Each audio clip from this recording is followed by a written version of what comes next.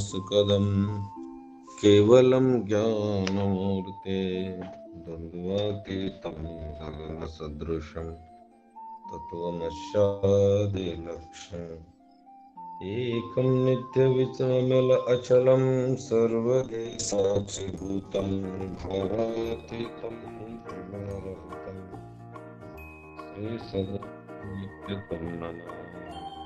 महायोगपीठे तटे भीमरत्यं वरपुण्डलीकाय धातो मुनीन्द्रे समागततिष्ठन्तमहानन्दकन्दं परब्रह्मलिङ्गं भजे पाण्डुरङ्गं पाण्डुरङ्गाकरो प्रथमनमना दुसरे चरणा संताचया त्यांच्या कृपादाने कथेचा विस्तार बाबाजी सद्गुरु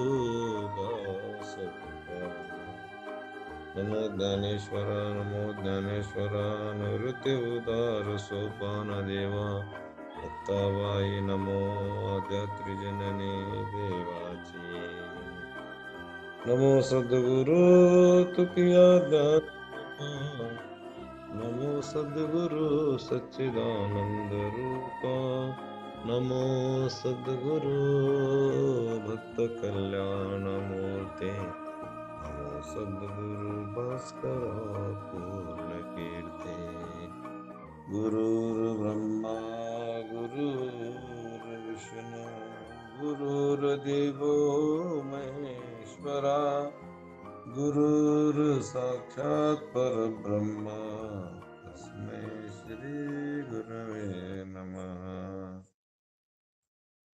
ಪ್ರಥಮದಲ್ಲಿ ಜಗದ್ವ್ಯಾಪಕನಾಗಿರುವಂತಹ ಪರಮಾತ್ಮನ ಅನಂತ ಚರಣ ಕಮಲಗಳಿಗೆ ನಮನವನ್ನು ಸಲ್ಲಿಸಿ, ಯಾವ ಅದ್ವೈತ ಸಂಪ್ರದಾಯದ ವರಿಷ್ಠರಾಗಿರುವಂಥ ಜಗದ್ಗುರು ಆಚಾರ್ಯ ಶಂಕರರು, ತುಕೋಬರಾಯರು, ಬಸವಾದಿ ಶರಣರು ಎಲ್ಲರ ಶ್ರೀಚರಣಗಳಲ್ಲಿ ನಮನವನ್ನು ಸಲ್ಲಿಸಿ, ಗುರುವರರಾಗಿರುವಂಥ ಕೃಷ್ಣಸ್ವಾಮಿ ಹರಿಭಾಸ್ವಾಮಿ ಅವರ ಶ್ರೀಚರಣಗಳಲ್ಲಿಯೂ, ಶರತ್ ಸ್ವಾಮಿಯವರ ಶ್ರೀಚರಣಗಳಲ್ಲಿಯೂ ನಮನವನ್ನು ಸಲ್ಲಿಸಿ, ಪಂಡರಿ ಸಂಪ್ರದಾಯದ ಸಮಸ್ತ ಶ್ರೀ ಗುರು ಚರಮೂರ್ತಿಯವರ ದಿವ್ಯಚರಣಗಳಲ್ಲಿ ಅನಂತ ನಮನವನ್ನು ಸಲ್ಲಿಸುತ್ತಾ, ಬೆಳಗಿನ ಜಾವ ಉಪಸ್ಥಿತರಿರುವಂಥ ಎಲ್ಲ ಸಂತ ಮಹಂತರೇ, ಶರಣರೇ, ಸಿದ್ಧ ಸಾಧಕರೇ ತಮ್ಮೆಲ್ಲರ ಚರಣಗಳಲ್ಲಿಯೂ ನಮನವನ್ನು ಸಲ್ಲಿಸಿ, ನಿನ್ನೆ ದಿನ ಜ್ಞಾನೇಶ್ವರಿಯವರು ಗುರುವಿನ ಎದುರಿಗೆ ಮತ್ತು ಗ್ರಂಥದ ಮಹಿಮೆಯನ್ನು ಹೇಳ್ತಾ ಹೋಗ್ತಾರೆ. ಈ ಗ್ರಂಥ ಹೇಗದ ಅಂತ ಹೇಳಿದ್ರೆ ಅಗಾಧದ ಆಕಾಶಕ್ಕೆ ಹೋಲಿಸ್ತಾರೆ. ಅಂತ ಆಕಾಶ ಎತ್ತರ ನಾವು ಗ್ರಂಥದ ವರ್ಣನೆ ಮಾಡಬೇಕಾಗಿತ್ತಂದ್ರೆ ನಾವು ಆಕಾಶ ಅಷ್ಟೇ ಬೆಳಿಬೇಕಾಗಿತ್ತು ಅಂತ ಹೇಳ್ತಾರೆ. ನಾವು ಈ ಗ್ರಂಥದ ಬಗ್ಗೆ ಹೇಳಕ್ಕೆ ಹೊರಟಿದ್ದೀನಿ ಖರೆ, ಆದರೆ ನನಗೆ ಸಾಮರ್ಥ್ಯ ಇಷ್ಟಿಲ್ಲ. ಇದರ ಸಾಮರ್ಥ್ಯ ಎಷ್ಟದಪ್ಪ ಅಂತ ಹೇಳಿದ್ರೆ ಆಕಾಶಕ್ಕೆ ಹೋಲಿಕೆ ಕೊಡ್ತಾರೆ, ಸೂರ್ಯನಿಗೆ ಹೋಲಿಕೆ ಕೊಡ್ತಾರೆ. ಹೀಗೆ ಅಗಾಧವಾಗಿರುವಂಥ ಈ ಮಹಾನ್ ವಿಷಯವನ್ನು ವೇದಗಳಿಗೂ ತಿಳಿಯದೇ ಹೋಯಿತು. ವೇದಗಳಿಗೂ ತಿಳಿಯದೆ ಹೋಗಿರುವಂಥ ಈ ವಿಷಯ ಇನ್ನೇನು ನಾನು ಅಲ್ಪಮತಿ ಅಂತ ಅವರು ತಾವು ಅಂಥ ದೃಷ್ಟಿಯಲ್ಲಿ ಹೇಳ್ಕೊತ ಹೋಗ್ತಾರೆ. ಆಗ ನಿದ್ರೆಯಲ್ಲಿ ವೇದಗಳೇ ಪ್ರಕಟ ಆದವು. ಇಲ್ಲಿ ಸ್ವಯಂ ಸೋಮುಖ ಪರಮಾತ್ಮನೇ ಪ್ರತ್ಯಕ್ಷ ಅನುವಾದ ಮಾಡಿರುವಂಥ ಈ ಅಕ್ಷರಗಳು ಮತ್ತೆಷ್ಟು ಗಹನ ಆಗಿರಲಿಕ್ಕಿಲ್ಲ ಅಂತಾರೆ. ನಿದ್ರೆಯಲ್ಲಿ ಏನು ಪ್ರಕಟ ಆಗಿರುವಂಥ ವೇದಗಳೇ ಇಷ್ಟ ಗಹನ ಆಗಿರುವಾಗ ಸೋಮುಖೇ ಸರ್ವೇಶ್ವರ ಸೋಮುಖದಿಂದ ಪರಮಾತ್ಮ ಪ್ರತ್ಯಕ್ಷ ಅನುವಾದ ಮಾಡಿರುವಂಥ ಈ ಗ್ರಂಥ ಇನ್ನಿಷ್ಟು ಅಗಾಧ ಆಗಿರಬಹುದಲ್ಲ ಅನ್ನುವಂಥ ಮಾತನ್ನ ತಾವು ಆ ಗ್ರಂಥದ ಮಹಿಮೆ ಹೇಳ್ತಾ ಹೋಗ್ತಾರೆ. ಇವತ್ತಿನ ಓವಿಗಳು ऐसे जे अगाध जेत वेढावती वेद तेत अल्पमती मन्मति मंद काय होय हे अपार कैसे नि कवळावे महातेज कवणे धवळावे गगन मुठी सुवावे मुसुके केवी परियेत आसे एकु आधारू तेणीचे बोले मी सदुरु जैसानुकूल श्री गुरु ज्ञान देवो मने ऐसा है ऐसा जे अगाध जेथ वेडावती वेद तेथ अल्पमती अल्पमी मತಿ ಮಂದ काय होय ವೇದಗಳಿಗೆ ಆಗದಂತ ಆತನ ಮಹಿಮೆ ತಿಳಿಯದೆ ಹೋದವು ವೇದಗಳು ನೇತಿ ನೇತಿ ಎಂದು ಇನ್ನೇನು ನಂದ ಅಲ್ಪಮತಿ ಅಲ್ಪಮೀ ಮತಿ ಮಂದ ನಾನು ಅಲ್ಪ ಇದ್ದೀನಿ ಮತಿ ಮಂದ ಅಂತ ಹೇಳ್ತಾರೆ ವೇದಗಳಿಗೆ ತಿಳಿಯದಂತ ಈ ರಹಸ್ಯ ಇನ್ನೇನು ನನ್ನ ಅಲ್ಪಮತಿಗೆ ತಿಳಿಯಲು ಸಾಧ್ಯವಿಲ್ಲ ಅಂತ ಹೇಳ್ತಾರೆ ನೋಡಿ ಇಂಥ ಮಹಾನ್ ಪರಿಪೂರ್ಣ ಗುರುವಿನ ಎದುರಿಗೆ ಇರುವಂತ ಶಿಷ್ಯನ ಶ್ರದ್ಧೆ ಹೇಗಿರುತ್ತೆ ಅದಕ್ಕೆ ನಿನ್ನೆ ತಮ್ಮಣ್ಣಪ್ಪ ಅವರು ಹೇಳ್ತಿದ್ರು ನನಗೆ ಏನೂ ಬರಂಗಿಲ್ಲ ಅಂತ ಹೇಳಿದ್ರೆ ನಾವು ಎಲ್ಲಾನು ಕಲಿಬಹುದು ನನಗೇನೂ ಬರಲ್ಲಪ್ಪ ಅಂತ ಹೇಳಿದ್ರೆ ಕಲಿಬಹುದು ನಾನಿಟ್ಟು ಓದ್ಕೊಂಡೇನಿ ಇವ್ರೇನು ಹೇಳ್ತಾರ ನೋಡು ಅಂತ ಹೇಳಿದ್ರೆ ಅಂದ್ರೆ ಅವ್ರಿಗೇನು ಕಲೀಲಿಕ್ಕೆ ಆಗಲ್ಲ ಹಂಗ ಜ್ಞಾನೇಶ್ವರ ಮೌರ್ಯವರು ಯಾಕಂತ ಹೇಳಿದ್ರೆ ಈ ಗ್ರಂಥ ಹೆಂಗಪ್ಪ ಅಂತ ಅಂದ್ರ ಈ ಗೀತಾಶಾಸ್ತ್ರವು ಗಹನದ ಇದರ ಸ್ಥಾನದಲ್ಲಿ ವೇದಗಳ ಮತಿಯೂ ಕೂಡ ಕುಂಠಿತ ಆಗ್ಯದಂತಾರೋ ವೇದಗಳಿಗೂ ತಿಳಿಯದಂತೆ ಇರುವಂತ ಈ ಗೀತಾಶಾಸ್ತ್ರ ಅಂದ ಬಳಿಕ ಇಲ್ಲಿ ಅಲ್ಪಜ್ಞನು ಮಂದಮತಿಯೂ ಆದ ನನ್ನಂತವನ ಪಾಡೇನು ಅಲ್ಪಜ್ಞ ಮತ್ತು ಮಂದಮತಿ ಅಂತ ಹೇಳ್ತಾರೆ ನಾವು ಎಲ್ಲರೂ ಈ ಸ್ಥಿತಿಯೊಳಗೆ ಇರಬೇಕು ನೋಡ್ರಿ ಶ್ರವಣದೊಳಗೆ ನಾವು ಪ್ರತಿದಿನ ಕಲಿಯೋದು ಬಹಳ ಇರ್ತದ ಆಚಾರ್ಯ ಶಂಕರಾಚಾರ್ಯರು ಏನು ಬರೆದಿಲ್ಲ ಹೇಳಿ ಎಲ್ಲವನ್ನೂ ಬರೆದ್ರಾಗರು ಅವ್ರ ಶಿಷ್ಯಂದ್ರೆ ಹೇಳಿದ್ರತ್ತ ಸ್ತುತಿ ಮಾಡಿದ್ರಂತ ಶಿಷ್ಯರು ಏನ್ ಗುರುದೇವ ಬಹಳ ಅದ್ಭುತ ಬರದ್ರಿ ಅಂದ ಅದ್ಭುತ ಹೇಳಿದ್ರಿ ಅದ್ಭುತ ಬರದ್ರಿ ಅಂದಾಗ ಶಂಕರ ಹೇಳಿದ್ರತ್ತ ನಾ ಏನು ಬರ್ದಿನ ಅಂತ ಹೇಳಿದ್ರ ನೋಡಿರ್ಲಿ ಅಂತ ಹೇಳಿ ಅವ್ರ ಕೈಯಾಗಿಂದ ದಂಡ ಸಮುದ್ರನೊಳಗೆ ಎದ್ದು ಮ್ಯಾಲೆ ಎತ್ತಿದ್ರತ್ತ 3 ಹನಿ ನೀರು ಬಿದ್ದುವತ್ತ ದಂಡದ ಮೇಲೆ ನೀರು ಆ 3 ಹನಿ ನೀರು ಕೆಳಗೆ ಬಿದ್ದಾಗ ಹೇಳಿದ್ರಂತ ಶಂಕರ ನನಗಿಷ್ಟ 3 ಹನಿ ತಿಳಿದವು ಸಮುದ್ರ ಇಟ್ಟು ಗಾಢದೈತ್ ನೋಡಂದ್ರ ನನಗ 3 ಹನಿ ವಿಷಯ ತಿಳಿದದ ಇನ್ನು ಸಮುದ್ರ ಇಷ್ಟು ದೊಡ್ಡದದ ಇಷ್ಟ ಅಪಾರ ಅದರದ್ದು ಜ್ಞಾನ ನನಗ ನಾ ತಿಳ್ಕೊಂಡಿದ್ದು ಇಟ್ಟ ಇನ್ನ ಅದು ಇನ್ನೂ ಇಷ್ಟು ತುಂಬ್ಯದ ಅಷ್ಟನ್ನು ಯಾವಾಗ ತಿಳ್ಕೊಳ್ಳೋದು ಅಂತ ಹೇಳಿದ್ರ ಹೀಗೆ ಮನುಷ್ಯನಲ್ಲಿ ಶ್ರದ್ಧೆ ಇದ್ದಾಗ ಈ ಮತಿಯಲ್ಲಿ ಇಷ್ಟು ವಿಚಾರ ಇಂಥ ಶ್ರೇಷ್ಠ ವಿಷಯಗಳು ಬರ್ತವೆ ನಾನು ಅಲ್ಪಮತಿ ಮಂದಮತಿ ಅಂತ ಹೇಳ್ತಾರೆ ಅವರು ಯಾವ ಒಂದು ಸಣ್ಣತನದಿಂದ ಮಾತಾಡ್ತಾರೆ ನನ್ನಂತವನ ಪಾಡೇನು ಅಂತ ವೇದಗಳಿಗೆ ತಿಳಿಯದಂತ ಪರಮಾತ್ಮನ ಆ ಸ್ವರೂಪ ನನಗೇನು ತಿಳಿತದಪ್ಪ ಅದರದ್ದು ಅಂತ ಹೇಳ್ತಾರೆ ಈ ಅಪಾರವಾದ ಗೀತಾ ತತ್ವವನ್ನು ಹೇಗೆ ತಿಳಿದುಕೊಳ್ಳಬೇಕು ಈ ತತ್ವವನ್ನು ಹೇಗೆ ತಿಳ್ಕೊಳ್ಳಿಕ್ ಸಾಧ್ಯ ಅದ ಸೂರ್ಯನ ತೇಜಸ್ಸನ್ನು ಯಾರು ಬೆಳಗಬೇಕು ಸೂರ್ಯನ ತೇಜಸ್ಸನ್ನ ಯಾರು ಬೆಳಗಲು ಸಾಧ್ಯ ಹೇಳ್ರಿ ಹಾಗಾಗಿ ಸೂರ್ಯ ಅದಕ್ಕೆ ಆತನೇ ಸಾಟಿ ಅದಕ್ಕೆ ಗೀತಾಶಾಸ್ತ್ರವು ಅದಕ್ಕೆ ಸಾಟಿ ಇಂಥ ಮಂದಮತಿ ನನಗೇನಾದಿತ್ತು ಅಲ್ಪಜ್ಞನೂ ಮಂದಮತಿಯು ಸೂರ್ಯನ ತೇಜವನ್ನು ಯಾರು ಬೆಳಗಬೇಕು ಪ್ರಶ್ನೆ ಹೋಗ್ತಾರೆ ಈ ಗೀತಾ ತತ್ವವನ್ನು ಹೇಗೆ ತಿಳಿದುಕೊಳ್ಳಬೇಕು ನಾವಂತೂ ಗೀತಾ ಅಭ್ಯಾಸ ಮಾಡಿದ್ವಿ ನಮಗೆ ತಿಳಿತಲ್ರಿ ನಾವು ತಿಳ್ಕೊಂಡ್ಬಿಟ್ಟಿವಿ ಅಂತ ತಿಳ್ಕೊಂಡಿವಿ ಸಣ್ಣ ಹುಳವು ಆಕಾಶವನ್ನು ತನ್ನ ಮುಷ್ಟಿಯಲ್ಲಿ ಹೇಗೆ ಹಿಡಿಯಬೇಕು ಹೇಳ್ರಿ ಆಕಾಶವನ್ನು ತನ್ನ ಮುಷ್ಟಿಯಲ್ಲಿ ಹಿಡಿಲಿಕ್ಕೆ ಆಗ್ತದ ಒಂದು ಸಣ್ಣ ಹುಳ ಆಗುವುದಿಲ್ಲ ಅಂದ್ರೆ ಗೀತಾ ಅಷ್ಟು ಅದ್ಭುತವಾದಂತ ಮಹಾನ್ ಗ್ರಂಥ ಅದ ಆದರೆ ಅಂತ ಹೇಳ್ತಾರ ನೋಡ್ರಿ ಆದರೆ ಅಂತ ಶಬ್ದ ಬಂತೇವ ಇಷ್ಟೆಲ್ಲಾ ಪ್ರಶ್ನೆ ಹಾಕೋತ್ ಹೋದ್ರು ವೇದಗಳಿಗೆ ತಿಳಿಲಿಲ್ಲ ನನ್ನ ಮತಿಗೆಲ್ಲಿ ತಿಳಿತದ ನಾನು ಅಲ್ಪಜ್ಞ ನನ್ನಂತವನು ಪಾಡೇನು ಈ ತತ್ವವನ್ನು ಹೇಗೆ ತಿಳಿದುಕೊಳ್ಳಬೇಕು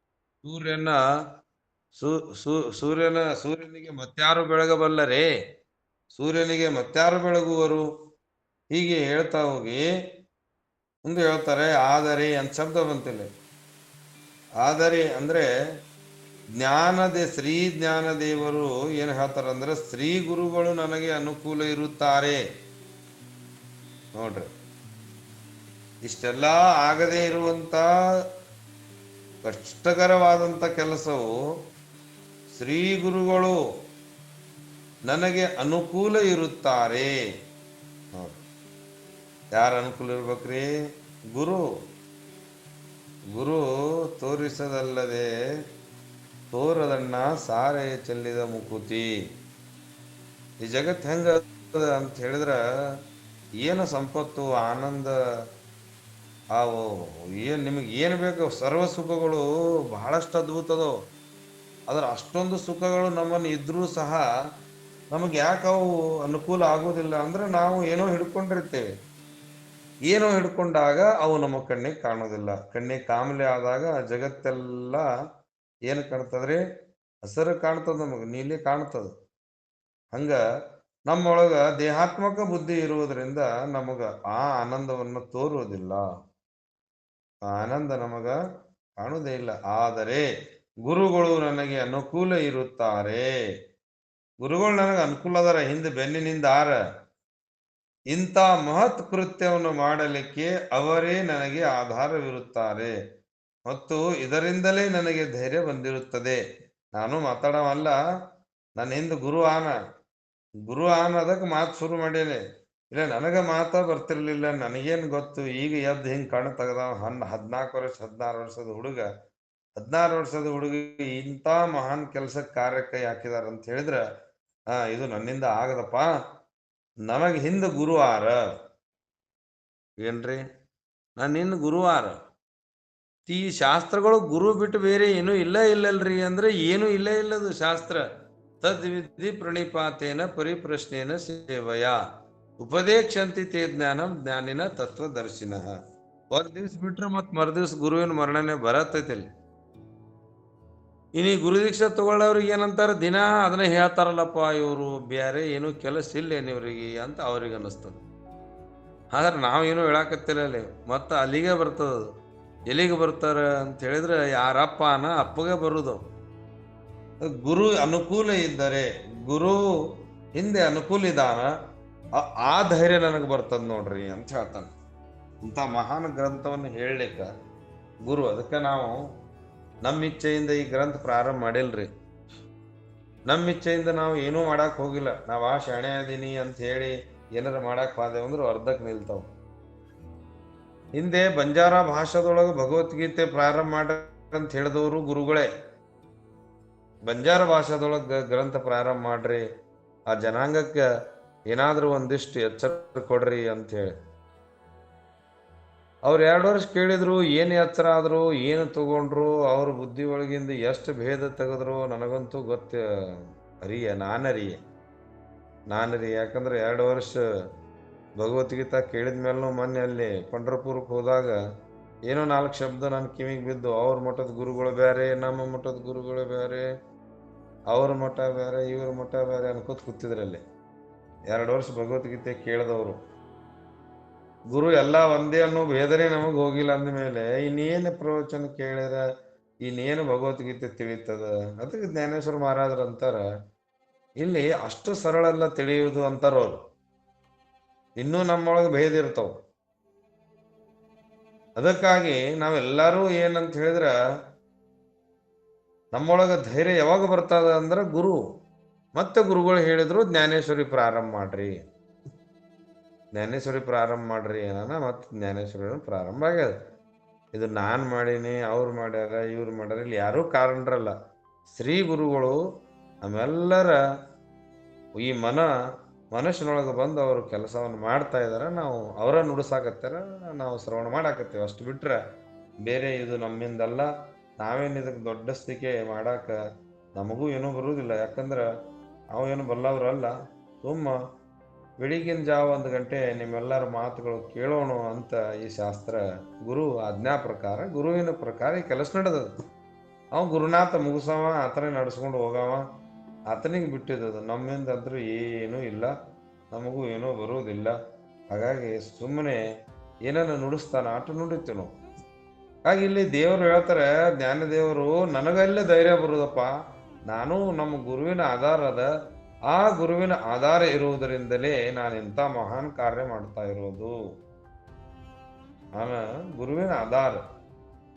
ಹಾಗೆ ನಾನು ಅಜ್ಞಾನಿಯೂ ಅವಿವೇಕಿಯೂ ಇದ್ಯಾಗೂ ಸಂತರ ಪ್ರಕಾರ ರೂಪದ ದೀಪದಿಂದ ಸ್ವಜಲ ಯೋಗ್ಯನಾಗಿರುವೆನು. ಇಲ್ಲಿ ಏನ್ ಹೇಳ್ತಾರ ಅವರು, ಇಂಥ ತರಿಮಿ ಮೂರ್ಖ ಜರಿ ಜಹಳ ಅವಿವೇಕ ತರಿ ಸಂತ ಕೃಪಾ ದೀಪಕ ಸ್ವಜಲು ಅಸೆ ಏನ್ರಿ. ಸಂತ ಕೃಪಾ ಅನ್ನುವಂಥ ದೀಪದಲ್ಲ, ಅದು ತತ್ಕ್ಷಣ ಮನುಷ್ಯನಿಗೆ ಉದ್ಧಾರ ಮಾಡ್ತದೆ. ತಕ್ಷಣ ಕಾಳ ವೇಳೆ ನಾಹಿ ಉಚ್ಚಾರಿತ ದೋನೋ ಪಾಹಿಪ ಉದ್ಧರತಿ. ಅಲ್ಲಿ ಕಾಳ ವೇಳೆ ಏನಿಲ್ಲ, ಸಂತರ ದರ್ಶನ ಆತಂದ್ರೆ ತಕ್ಷಣ ನಮ್ಮ ಅಜ್ಞಾನ ರೂಪ ಹೋಗ್ತದೆ. ನಾವು ಎಷ್ಟೇ ಜನ್ಮ ಪೂರ್ತಿ ಬಂದು ಸಂತರಾದರೂ ಸಹ ನಮ್ಮೊಳಗೆ ಅಜ್ಞಾನ ಇರ್ತದೆ. ನಾನು ನೀನು ಅವ್ರ ಮಠ ಇವ್ರ ಮಠ ನಮ್ಮ ಮಠ ಇಂಥ ನಮ್ಮೊಳಗ ಭೇದಗಳು ಇರ್ತಾವ. ಅಜ್ಞಾನ ಅವಿವೇಕಿ ಇವೆಲ್ಲ ಇರ್ತಾವ. ಈ ಅಜ್ಞಾನ ಅವಿವೇಕ ಯಾವಾಗ ಹೋಗ್ತಾರಂದ್ರೆ ಸಂತರ ಪರಾಕ್ರಮ ಈ ಪ್ರಕಾಶ ರೂಪ ದೀಪದಿಂದ ಸ್ವಜಲ, ಸ್ವ ಅಂದ್ರೆ ಸ್ವರೂಪ, ಅಂತ ಸ್ವರೂಪನಾಗುವಂತ ಏಕಂ ನಿತ್ಯಂ, ಏಕ ಒಂದೇ ಅದ ಜಗತ್ನೊಳಗೆ, ವಸ್ತು ಎರಡಿಲ್ಲ. ಮತ್ತೆ ಎರಡು ಎಲ್ಲಿ ತೋರ್ತಾವ? ಎರಡು ತೋರಿ ಕಾರಣ ಏನು? ದ್ವೈತ. ನಮ್ಮೊಳಗ ದ್ವೈತ ಅದ. ದ್ವೈತ ಇದ್ರೆ ಅದ್ವೈತ ತಿಳಿಯಂಗಿಲ್ಲ. ಅದು ಭೇದ ಬ್ರಹ್ಮ ಅಮಂಗಳ. ಅಭೇದ ಮಾಡೋರಿಗೆ ಅಮಂಗಳ. ಯಾರು ಭೇದ ಮಾಡ್ತಾರ ಅವ್ರ ಅಮಂಗಳ ಆದಂಗ. ಅವರು ಅಮಂಗಳ, ಅವ್ರಿಗೆ ಎಂದೂ ಸಹ ಜ್ಞಾನ ಆಗುದಿಲ್ಲ. ಅದಕ್ಕಾಗಿ ಜ್ಞಾನ ಮಾಡ್ಕೋಬೇಕಾಗಿತ್ತಂದ್ರೆ ನಮ್ಮೊಳಗೆ ಭೇದ ಹೋಗ್ಬೇಕು, ಭೇದಗಳು ಹೋಗ್ಬೇಕು. ಆಗ ಏನ್ ನೋಡ್ರಿ, ಸಾವಳಿಗೆಯವರು ಕಾರ್ಯಕ್ರಮಕ್ಕೆ ಕರೆದಾರ್ರಿ ಗುರುಜಿ ಅಂತ ನಾನು ಹೇಳಿದೆ. ಕೃಷ್ಣ ಸ್ವಾಮಿಯವ್ರ ಕೃಪಾ ಎಷ್ಟಿತ್ತು ಅಂತ ಹೇಳಿದ್ರ 2016, 10 ವರ್ಷ ಹಿಂದಿನ ಕತೆ ಇದು. ಆಗ ಸ್ವಾಮೀಜಿಯವರು ಹೇಳಿದ್ರು, ಕೃಷ್ಣ ಸ್ವಾಮಿ, ಏ सावळगी मध्ये तुम्ही जाऊन ಭಾಗವತ್ ಕರ ಏಕನಾಥಿ ಭಾಗವತ್ ಯಾವುದೋ ಒಂದು ಕೆಲಸಕ್ಕೆ ನಾವು ಈ ಕಡೆ ಬಂದಿದ್ರು. ಯಲಬುರೇಶ್ವರ ಹನುಮಂತನ ಮಂದಿರ ಮುಂದೆ ಕೂತಿದ್ದೆವು. ಅವಾಗ ಸಾವಳಗಿ ಅವರು ಕರೆದಾರ, ನೀವು ಹೋಗ್ರಿ ಅಲ್ಲಿ ಸಾವಳಗಿ ಒಳಗೆ ಭಾಗವತ್ ಮಾಡ್ರಿ ಅಂತ. ಗುರುಗಳು ಪ್ರಾರಂಭಕ್ಕೂ ಬಂದ್ರು, ರಾತ್ರಿ ಆ ಕಾರ್ಯಕ್ರಮದ ಕೊನೆಗೂ ಬಂದ್ರು. ಆ ಕಾರ್ಯಕ್ರಮ ಕೊನೆಗೆ ಅವತ್ತು ರಾತ್ರಿ ಬರೋದು ಲೇಟ್ ಆಯ್ತು. ಸಾವಳಗಿಯಲ್ಲಿ ಶ್ರವಣಿಕ ಜನ ಬಹಳ ಶ್ರದ್ಧೆಯಿಂದ ಇದ್ರು. ರಾತ್ರಿ 11:30 ತನಕ ಕೂತಿದ್ರು. ಗುರುಗಳು ಬರ್ಬೇಕಾದ್ರೆ 11:30 ತನಕ ಕೂತ್ಕೊಂಡು ಆ ಕಾರ್ಯಕ್ರಮ ಮುಕ್ತಾಯ ಮಾಡಿದ್ರು. 1 ತಿಂಗಳು ಅಲ್ಲಿ ಭಾಗವತ್ ನಡೀತು.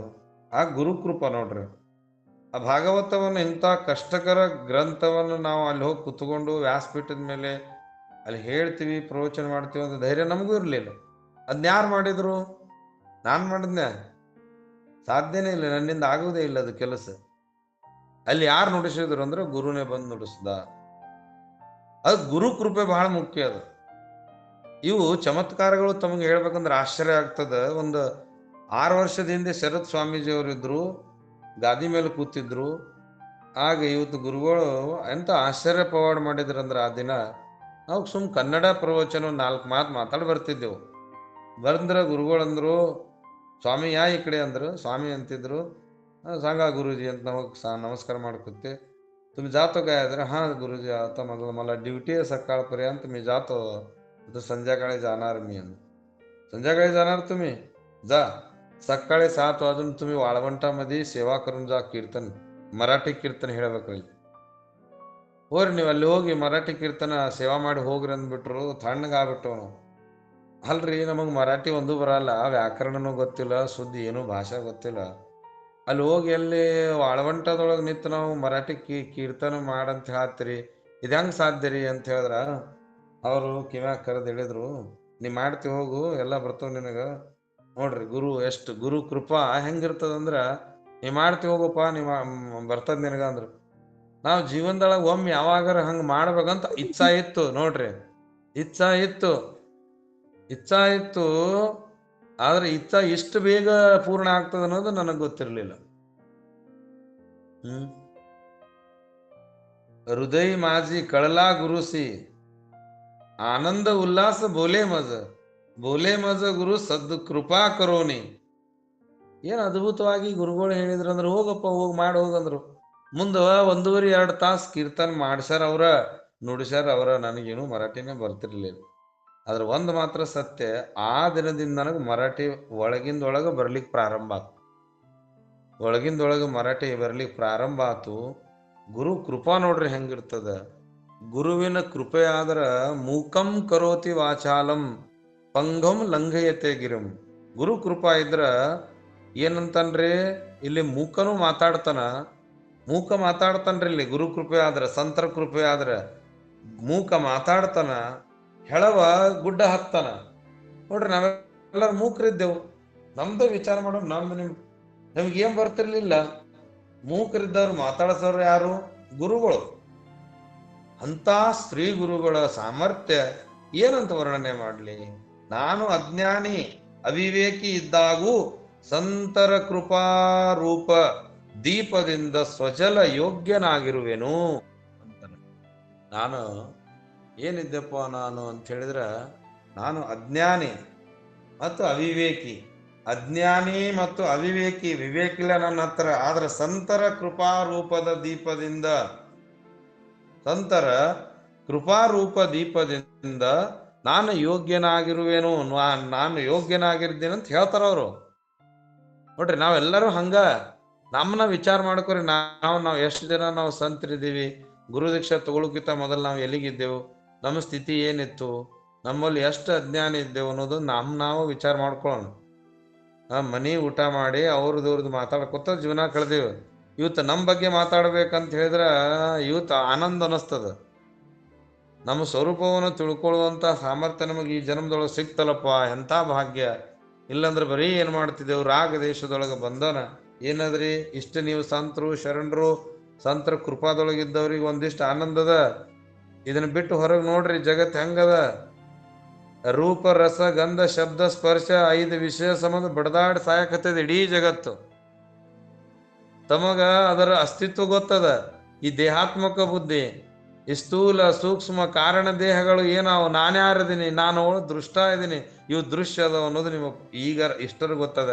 ಈ ಜನ್ಮದೊಳಗೆ ಇಟ್ಟರೆ ತಿಳ್ಕೊಂಡ್ರಲ್ಲ, ಮುಂದಿನ ಜನ್ಮದೊಳಗೆ ಇನ್ನಷ್ಟು ತಿಳ್ಕೊಳಕ್ ಸಾಧ್ಯ ಇರ್ತದ. ಯಾಕಂದ್ರೆ ವಾಸನ ಬಿಟ್ಟು ಹೋಗುದಿಲ್ಲ. ಈ ಜನ್ಮದೊಳಗೆ ಗುರುಕೃಪಾ ಆದವರು, ಗುರು ದೀಕ್ಷೆ ತಗೊಂಡವರು, ಮುಂದಿನ ಜನ್ಮದೊಳಗೆ ನೀವು ಎಲ್ಲಿ ಹುಟ್ಟಿದ್ರು ಮತ್ತೆ ಅವ್ರು ಸಿಗತ್ತಾರ, ಅಲ್ಲಿ ಭೇಟಿ ಆಗತ್ತೀವಿ ನಾವೆಲ್ಲರೂ. ನಾವು ನೋಡ್ರಿ, ಎಲ್ಲಿಂದ ಎಲ್ಲಿ ಸಂಬಂಧ, ಎಲ್ಲಿ ಆಯಾ ಊರು, ಎಲ್ಲಿದ್ದೀವಿ, ಎಲ್ಲಿ ಕೂಡೀವಿ, ಯಾಕೆ ಕೂಡಿದೀವಿ ಹೇಳ್ರಿ? ಪೂರ್ವ ಜನ್ಮದ ಸುಕೃತ, ಸಾಹಸ ಸುಕೃತ ಸುಸತ್ಯವ್ರತ ರಾಮ ಭರೋಸಾ ಏಕ. ರಾಮಾಯಣದೊಳಗೆ ತುಳಸಿದಾಸ್ ಹೇಳ್ತಾರ, ವಿಪತಿ ಕೆ ಸಾಥಿ ವಿದ್ಯಾ ವಿನಯ ವಿವೇಕ ಸಾಹಸ ಸುಕೃತ ಸುಸತ್ಯವ್ರತ ರಾಮ ಭರೋಸಾ ಏಕ. ತುಳಸಿ ರಾಮಾಯಣದೊಳಗ ತುಳಸಿದಾಸರು ಹೇಳ್ತಾರ, ನೀವು ಇವು ಮೂರನ್ನು ನೋಡ್ರಿ, ಸಾಹಸ ಸುಕೃತ ಸುಸತ್ಯವ್ರತ ರಾಮ ಭರೋಸಾ ಏಕ. ರಾಮನ ಮೇಲೆ ಭರವಸೆ ಇಡ್ರಿ, ಇವು 3 ಪ್ರಾಪ್ತ ಆಗ್ತಾವ. ಯಾವ್ದ್ರಿ? ಸಾಹಸ. ಯಾವ್ದು ಸಾಹಸ? ಯಾರು ಗುರುವಿನ ಮಾಡ್ಕೋತಾರ ಅದಲ್ಲ ಅವ್ರಿಗೆ ಸಾಹಸಿಗಳು. ಸಹನಾತೋ ಧಣಿ ಗೀತೆ ಹಸೆ ತುಕಾರಾಮ್ ಮಹಾರಾಜ್ ಹೇಳ್ತಾರ. ಯಾರನ್ನ ಗುರುವಿನ ಯಾರು ಶರಣ ಆಗ್ತಾರ ಅವ ಸಾಹಸಿ.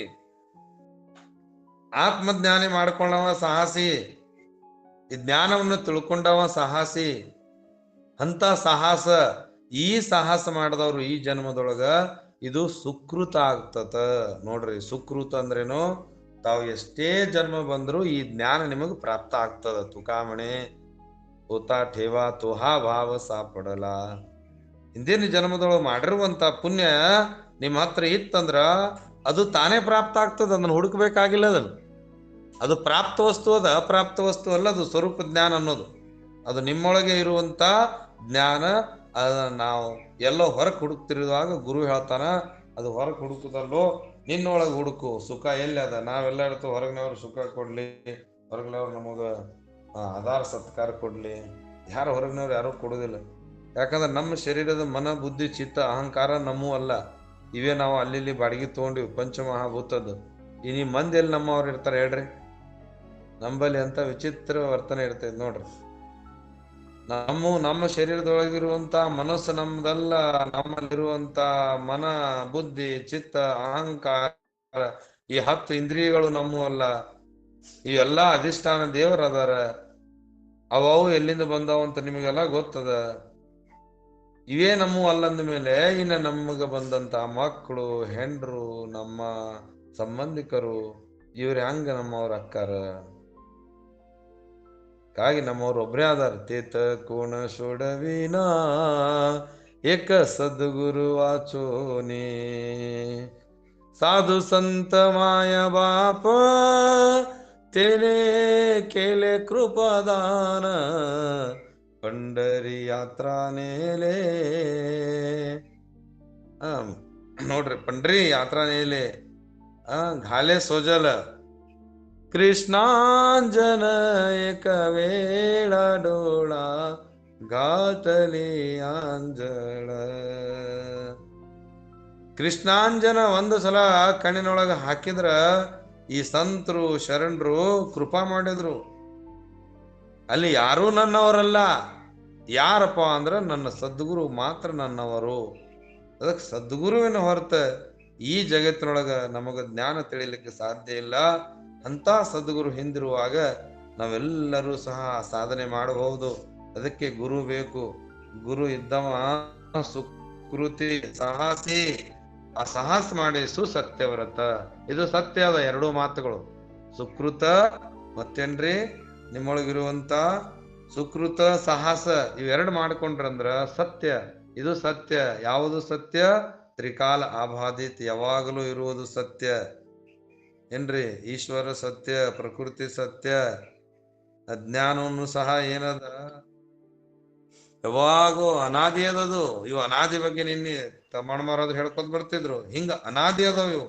ಇಂಥ ಅನಾದಿ ಆಗಿರುವಂತ ನೀವು ಜೀವರುಗಳು, ನಿಮ್ಮಲ್ಲಿ ಇರುವಂತ ಸುಕೃತ ಏನದಲ್ಲ, ಇದು ಸತ್ಯ ಅದ.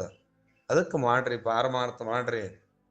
ಪಾರಮಾರ್ಥ ಯಾಕೆ ಮಾಡ್ರಿ? ಕರಾ ಪಾರಮಾರ್ಥ ಅಹರ್ನಿಶಿ ಅಂದ್ರವ್ರು.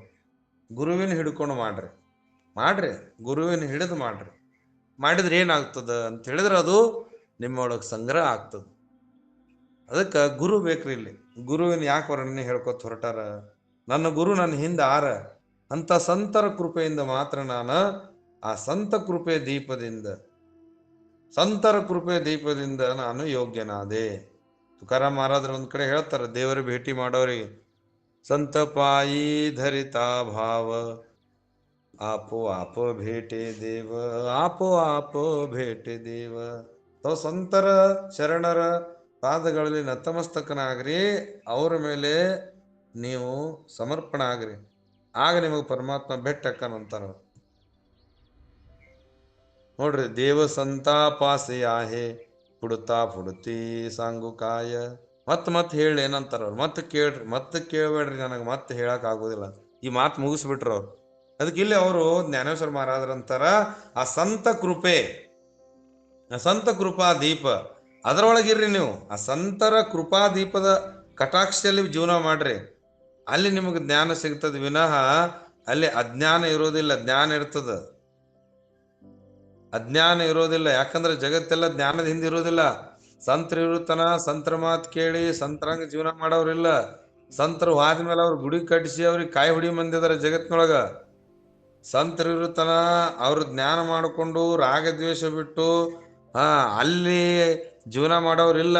ರಾಗದ್ವೇಷ ಬೆಳೆಸೋದು, ಹೊಟ್ಟೆ ಮೇಲೆ ಹಚ್ಚೋದು, ಒಬ್ರು ಇನ್ನೊಬ್ರಿಗೆ ಎಬ್ಬಿಸಿ ಕುಂದ್ರಿಸೋದು, ಜಗತ್ತಿಗೆ ತೊಂದರೆ ಕೊಡೋದು, ಇಂಥ ಮನಬುದ್ಧಿ ಚಿತ್ತ ಅಹಂಕಾರದೊಳಗೆ ಇಟ್ಕೊಂಡು ಹಾದೆವು ಅಂದ್ರೆ ಇವೇ ಮತ್ತು ನಮ್ಮ ಹಿಂದೆ ಬರ್ತಾವು. ಅದಕ್ಕೆ ಬದುಕ್ರಿ. ಹೆಂಗೆ ಬದುಕ್ರಿ ಅಂದ್ರೆ, ನೀವು ವಿವೇಕಿಯಾಗಿ ಬದುಕ್ರಿ. ನಾನು ಅಜ್ಞಾನಿ ಮತ್ತು ಅವಿವೇಕಿ ಇದ್ದಾಗಿಯೂ ಸಹ ಸಂತರ ಕೃಪಾರೂಪದ ದೀಪದ ಸ್ವಜಲ ಯೋಗ್ಯನಾದೆ. ನಾವೆಲ್ಲರೂ ಯೋಗ್ಯರಾಗೋಣ. ಅದಕ್ಕೆ ಗುರು ಇಲ್ಲದೆ ನಾವು ಯೋಗ್ಯರಾಗಕ್ಕೆ ಬರೋದಿಲ್ಲ. ಗುರು ಇಲ್ಲದೆ ಯೋಗ್ಯರಾಗ್ಲಿಕ್ಕೆ ಆಗಲ್ಲ. ಅದಕ್ಕೆ ಈ ಜೀವನಿಗೆ ಯಾರಪ್ಪ ಬ್ರಹ್ಮನ ಭೇಟಿ ಮಾಡಿಸೋರು ಅಂದ್ರೆ ಶ್ರೀ ಗುರು. ಶ್ರೋತ್ರಿಯ ಬ್ರಹ್ಮನಿಷ್ಠ, ಶ್ರೋತ್ರತ್ವ ಇರಬೇಕು, ಬ್ರಹ್ಮನಿಷ್ಠ ಇರಬೇಕು. ಕೇವಲ ಶ್ರೋತ್ರತ್ವದ ಬ್ರಹ್ಮನಿಷ್ಠ ಇಲ್ಲ ಅಂದ್ರೂ ನಡೆಯಂಗಿಲ್ಲ, ಬ್ರಹ್ಮನಿಷ್ಠದ ಶ್ರೋತ್ರತ್ವ ಇಲ್ಲ ಅಂದ್ರೆ ನಡೆಯೋದಿಲ್ಲ. ಎರಡೂ ಇರ್ಬೇಕು. ಗುರು ಹೆಂಗಿರ್ಬೇಕು ಅಂದ್ರ ಶ್ರೋತ್ರಿಯ ಶಾಸ್ತ್ರಾದಿ ಅಭ್ಯಾಸ ಮಾಡಿರ್ಬೇಕು. ಬ್ರಹ್ಮನಿಷ್ಠ ಅಂದ್ರ ಎಲ್ಲರಲ್ಲಿ ಇರುವಂತ ಆತ್ಮ ಒಂದೇ ಎನ್ನುವಂತ ದೃಢ ಅಪರೋಕ್ಷ ಬ್ರಹ್ಮಜ್ಞಾನ ಆಗಿರ್ಬೇಕು. ಅವಾಗ ಗುರು ಅನ್ನಿಸ್ಕೊತಾನೆ. ಅದನ್ನ ಬಿಟ್ಟು ಅವ್ರ ಮಠಕ್ಕೆ ಯಾಕೆ ಹೋಗಿದ್ರಿ, ನಮ್ಮ ಮಠ ಬೇರೆ ಅದ, ನಮ್ಮ ಮಠದೊಳಗಿರ್ರಿ, ಯಾರ ಮಠದೊಳಗೆ ಯಾಕೆ ದಾನ ಮಾಡ್ತೀರಿ, ನಮ್ಮ ಮಠಕ್ಕೆ ದಾನ ಮಾಡ್ರಿ, ಅವ್ರ ಮಠಕ್ಕೆ ಯಾಕೆ ಕೊಡಮು, ಈ ಮಠಕ್ಕೆ ಕೊಡಮು ಅಂತ ದ್ವೈತ ಇದ್ದವರೆಲ್ಲ ಏಕದೇಶೀಯ ಗುರುಗಳು. ಅಂಥ ಗುರುಗಳಲ್ಲಿ ನೀವು ಎಂದೂ ಉದ್ಧಾರ ಆಗುವುದಿಲ್ಲ. ನೀವು ಸಹ ಇಂಥ ಬೋಧೆ ಮಾಡಿದ್ರೆ ಅಂದ್ರೆ ಆ ಮುಂದೆವರೆಗೂ ಉದ್ಧಾರ ಎಂದು ಮಾಡುವುದಿಲ್ಲ. ಯಾಕಂತ ಹೇಳಿದ್ರೆ ಏಕದೇಶೀಯವನವರಿಂದ ಏನೂ ಮಾಡೋಕ್ಕಾಗಲ್ಲ. ಒಂದಿರ್ತದೆ, ಇನ್ನೊಂದಿರುವುದಿಲ್ಲ. ಅದಕ್ಕೆ ಇಂಥ ಗುರುವಿಗೆ ಶರಣ ಹೋಗ್ರಿ. ಗುರು ಎಂಥವ ಇರ್ಬೇಕಂದ್ರ ಶ್ರೋತೃತ್ವ ಇರ್ಬೇಕು, ಬ್ರಹ್ಮನಿಷ್ಠ ಇರ್ಬೇಕಾತ. ಇಂಥ ಗುರುವಿಗೆ ಇಂಥವು ಶರಣ ಹೋಗಿದ್ರ ಅಂತ ಸಮರ್ಥ ಸದ್ಗುರು ಆಗಿರುವಂತೆ ಇಲ್ಲಿ ಯಾವ ಯಾವ ನಿವೃತ್ತಿನಾಥರು, ನಾಥ ಸಂಪ್ರದಾಯದ ಮಹಾ ಅಗಾಧ ಶಕ್ತಿವುಳ್ಳಂತ ಶ್ರೀ ನಿವೃತ್ತಿನಾಥರ ಅವ್ರ ಕೃಪೆಯಿಂದ ನಾನು ಯೋಗ್ಯನಾದೆ ಅನ್ನುವಂಥ ಮಾತನ್ನ ಜ್ಞಾನೇಶ್ವರ ಮಾವಲಿಯವರು ಬಹಳ ಅದ್ಭುತವಾದ ಗುರುವಿನ ವರ್ಣನೆ ಮಾಡ್ಕೊತ ಹೋಗ್ತಾರೆ. ಅದಕ್ಕೆ ನಾವು ನಮ್ಮ ಜೀವನದೊಳಗೆ ಅಜ್ಞಾನ ಮತ್ತು ಅವಿವೇಕಿ ಇದ್ರೂ ಸಹ ಸಂತರ ಕೃಪೆ, ಗುರುವಿನ ಕೃಪೆ ಇದ್ರೆ ನಾವು ಯೋಗ್ಯರಾಗ್ತೀವಿ. ಯೋಗ್ಯತಾ ನಮ್ಮನ್ನು ಮಾಡ್ಕೊಳಕ್ ಆಗಲ್ಲ. ಯೋಗ್ಯರು ಯಾರು ಮಾಡ್ತಾರಪ್ಪ ಈ ಜಗತ್ತಿನೊಳಗಂದ್ರೆ ಗುರು ಮಾಡ್ತಾನೆ. ಅಂತ ಗುರು ತೋರಿಸದಲ್ಲದೆ ತೋರದಯ್ಯ ಸಾರೇ ಚೆಲ್ಲಿದ ಮುಕುತಿ ಅನ್ನುವಂಥ ಮಾತನ್ನ ಎಲ್ಲರೂ ಸಾರ್ಕೋತ ಬಂದರೆ. ಭಾಳ ಸಂತರ ಶರಣರು ಭಾಳ ಹೇಳ್ಯಾರ, ಗುರುವಿನ ಗುಲಾಮನಾಗದೆ ದೊರೆಯದಣ್ಣ ಮುಕುತಿ ಅಂತ ಅವರು ಹೇಳಿದರು. ಬಹಳಷ್ಟು ಜನ ವರ್ಣನೆ ಮಾಡ್ಕೊತ ಬರ್ತಾರೆ. ಇಷ್ಟೆಲ್ಲ ಹೇಳಿದ್ರು ಸಹ ನಮ್ಮ ಕಿವಿ ಕೇಳಾರ್ದಂಗೆ ಅದಾವ ನೋಡ್ರಿ. ಇಷ್ಟೆಲ್ಲ ಹೇಳ್ತೀವಿ ಮತ್ತು ನಾವು ಮಾತಾಡ್ತೀವಿ ಮಾತುಗಳು ಏನ್ರಿ, ಉಪದೇಶ ಮಾಡಕ್ಕೆ ಹೋಗ್ತಾರ ಮಂದಿ, ಮತ್ತೆ ಪ್ರವಚನ ಮಾಡ್ತಾರ, ಜೀವನದೊಳಗೆ ಗುರು ಮಾಡ್ಕೋಬೇಕು ಅಂತಿರ್ತಾರ, ಅವರ ಗುರು ಮಾಡ್ಕೊಂಡಿರೋದಿಲ್ಲ. ಭಾಳ ವಿಚಿತ್ರ. ಯಾಕಂತ ಹೇಳಿದ್ರೆ ಜ್ಞಾನೇಶ್ವರ ಮಾವಲಿ ಹತ್ತಾರ, ಈ ಅನುಭವ ಯಾರ್ರೀ ಹೇಳ್ತಾರಂದ್ರ ಮಾವಿನ ಹಣ್ಣು ತಿಂದವ, ಸಕ್ರಿ ತಿಂದವ, ಮಾವಿನ ಹಣ್ಣು ತಿಂದವ, ಸಕ್ರಿ ತಿಂದವ, ಪಾಯಸ ಕುಡ್ದವ. ಹೇಳಂದ್ರೆ ಹೆಂಗೆ ಹೇಳ್ತಾನೆ ಹೇಳ್ರಿ? ಹೆಂಗಿತ್ತು ಹೇಳಂದ್ರೆ ಹೇಳಲಿಕ್ಕೆ ಆಗಲ್ಲ. ಅದನ್ನು ತಿನ್ನಬೇಕು, ಅನುಭವಿಸಬೇಕು. ಹಂಗೆ ಈ ಗೀತಾ ಜ್ಞಾನ ಏನಂದ್ರ, ಈ ತತ್ವಜ್ಞಾನ ಮಾವಿನ ಹಣ್ಣು ಇದ್ದಂಗ, ಈ ಗೀತಾ ಜ್ಞಾನ ಸಕ್ರಿ ಪಾಯಸ ಇದ್ದಂಗ, ಇದು ಅಮೃತ ಇದ್ದಂಗ. ಇದನ್ನ ಯಾರು ಸೇವನೆ ಮಾಡ್ತಾರಲ್ಲ ಅದು ಅವ್ರು ಅನುಭವಿಸ್ಬೇಕು ವಿನಃ ಅದು ಹೆಂಗದ ಅಂತ ಹೇಳಲಿಕ್ಕೆ ಬರೋದಿಲ್ಲ. ಹಾಗೆ ಗುರು ಕೃಪೆಯಿಂದ ಎಲ್ಲರೂ ಯೋಗ್ಯರಾಗಬಹುದು ಅಂತ ಗುರು ಕೃಪೆಯಿಂದ ಮಾತ್ರ ನಾನು ಈ ಕಾರ್ಯ ಮಾಡಕ್ಕೆ ಹೊರಟಿನಪ್ಪ ಅಂದ್ರೆ ನಾನು ಅನ್ನೋದಿಲ್ಲ. ಇಲ್ಲಿ ಎಲ್ಲವೂ ಶ್ರೀ ಗುರು ಅಂತ ಗುರುವಿನ ಯೋಗ್ಯ, ಆ ಗುರು ನನಗೆ ಯೋಗ್ಯ ಮಾಡದ ಅನ್ನುವಂಥ ಮಾತನ್ನ ಹೇಳಿ ಮಾವಲಿಯವರು ಈ ವಿಷಯನ್ನ ಇಲ್ಲಿ ತನಕ ನುಡಿಸಿರುವಂಥ ವಿಚಾರಗಳು ಕೃಷ್ಣಾರ್ಪಣ ಭಗವಂತನಿಗೆ ಅರ್ಪಣೆ ಮಾಡಿ ಶ್ರೀ ಮಾವಲಿಯವರ ಚರಣಗಳಿಗೆ ಅರ್ಪಣೆ ಮಾಡಿ ತಮ್ಮೆಲ್ಲರಿಗೂ ಶರಣ.